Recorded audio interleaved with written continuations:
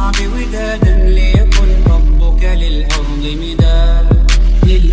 مداد قلم أنت فكم عبرت.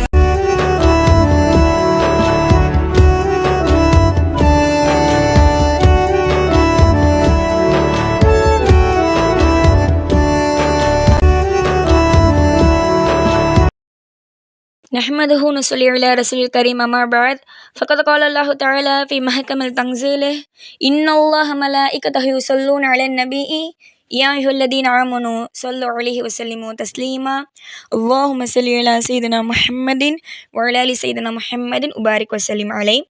அல்ஹம்துலில்லாஹ். ரமலானுடைய மாதத்தில் தப்சீர்னுடைய தொடரில் சூரத்துல் முஃமினூனுடைய வசனங்களை பார்ப்போம். அஸ்ஸலாமு அலைக்கும் வரஹ்மத்துல்லாஹி வபரகாத்துஹு. أعوذ بالله من الشيطان الرجيم بفضل بسم الله الرحمن الرحيم.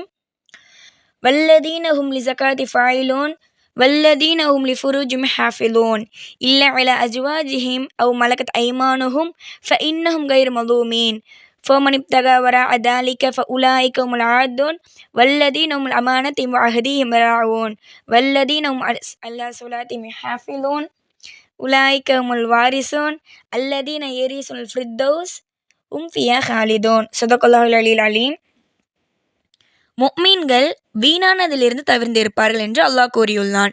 வீணானது என்றால் தேவையற்ற வார்த்தைகளை பேசுவதும் பயனற்ற செயல்களை செய்வதும் அனைத்துமே வீணானதுதான். மற்றொரு வசனத்தில் அல்லாஹ் கூறியுள்ளான், அல்லாஹ்வின் அடியார்கள் வீணானதில் கலந்து கொள்ள மாட்டார்கள். அப்படி வீண் கேளிக்கையில் கடந்து செல்ல நேர்ந்தாலும் கண்ணியமாக கடந்து சென்று விடுவார்களாம். இன்னும் அடுத்த வசனத்தில் அவர்கள் ஜக்காத் வழங்குவார்கள் என்று அல்லாஹ் கூறியுள்ளான். ஜக்காத் என்பது பொருளாதாரத்தின் மீது நமக்கு உண்டான கடமையாகும். இது ஹிஜ்ரி 2ஆம் ஆண்டு மதீனாவில் தான் ஜக்காத் கடமையானது. இன்றைய காலத்தில் பொருட்களின் விலை உயர்வதினால் மக்கள் ஜக்காத் கொடுப்பதையே தவிர்த்து விடுகிறார்கள். ஆனால் அல்லாஹ் முஃமின்கள் ஜக்காத் வழங்குவதை தவிர்க்கவே மாட்டார்கள் என்று கூறியுள்ளான். அடுத்த ஆயத்தில் கற்பை பேணிக் கொள்வார்கள் என்று கூறியுள்ளான். அதாவது அவர்கள் தமது கற்பை தடை செய்யப்பட்ட வழியிலிருந்து தற்காத்துக் கொள்வார்களாம். இறைவன் தடை செய்துள்ள விபச்சாரம், ஓரினை சேர்க்க போன்ற தீமைகளில் விழமாட்டார்கள். இறைவன் அனுமதித்துள்ள தம் துணைவியர் அல்லது தமக்கு சொந்தமான அடிமை பெண்கள் ஆகியோரை தவிர வேற யாரையும் அவர்கள் நெருங்க மாட்டார்கள்.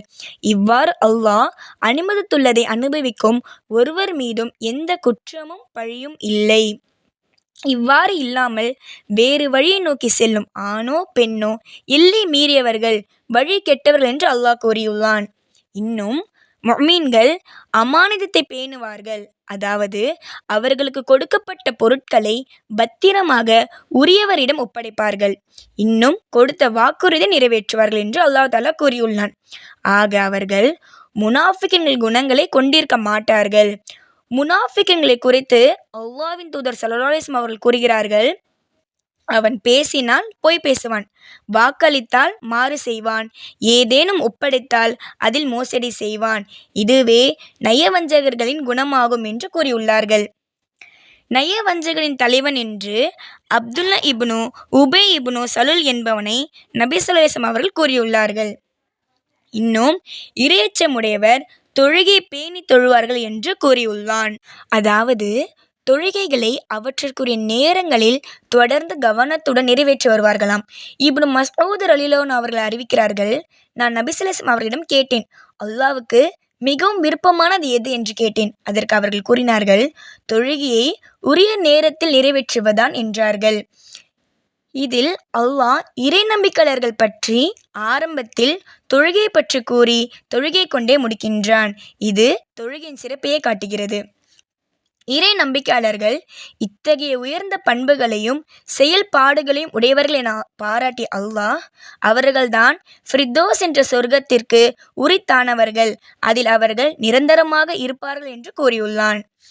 அல்லாஹ்வின் தூதர் ஸல்லல்லாஹு அலைஹி வஸல்லம் அவர்கள் கூறியதை அபூ ஹுரைரா ரலியல்லாஹு அன்ஹு அவர்கள் அறிவிக்கிறார்கள், நீங்கள் அல்லாஹ்விடம் கேட்டால் ஃபிர்தௌஸ் என்ற சொர்க்கத்தையே கேளுங்கள், ஏனென்றால் அதுவே சொர்க்கத்தின் மிக சிறந்த படித்தரமும் மிக உயர்ந்த படித்தரமும் ஆகும். இன்னும் இதிலிருந்து தான் சொர்க்கத்தின் ஆறுகள் ஓடுகின்றன. அதற்கு மேல அல்லாஹ்வின் அரியணையான அர்ஷ் இருக்கின்றது என்று கூறியுள்ளார்கள். ஆக இந்த சூறாவின் முதல் 10 ஆயத்தில் கூறப்பட்ட முஃமின்களின் அடையாளம் நம்மில் இருக்கின்றதா என்று சோதித்து பார்த்து நம்மை முஃமினாக ஆக்கிக்கொள்ள வல்ல ரஹ்மான் கிருபை செய்வானாக. ஆமீன். வாஹிரு தாவனா அனில் அல்ஹம்துலில்லாஹி ரப்பில் ஆலமீன். அஸ்ஸலாமு அலைக்கும் வரஹ்மத்துல்லாஹி வபரகாத்துஹு.